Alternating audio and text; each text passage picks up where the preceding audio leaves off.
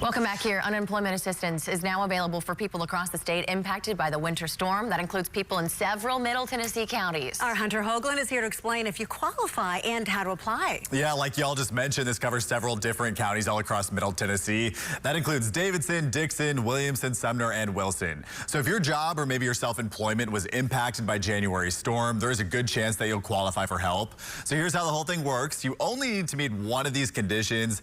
Either you've already used up your regular unemployment benefits or you just simply don't qualify for them at all. Your job also has to be tied to one of those storm impacted counties. You may qualify if you couldn't work because of storm damage or maybe because you were hurt during that ice storm.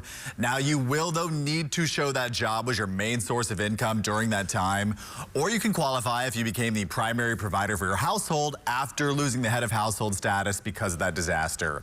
Now when you apply, you will need a few different things, including your social security number, a recent tax return or pay stub, and proof that you were working or self-employed during that ice storm. Applications do open tomorrow and that deadline to apply is June 9th. You can do it all online and we've put that link for you inside the WSMV4 News app. Guys, we'll send it back to you. Okay, Hunter, thanks for the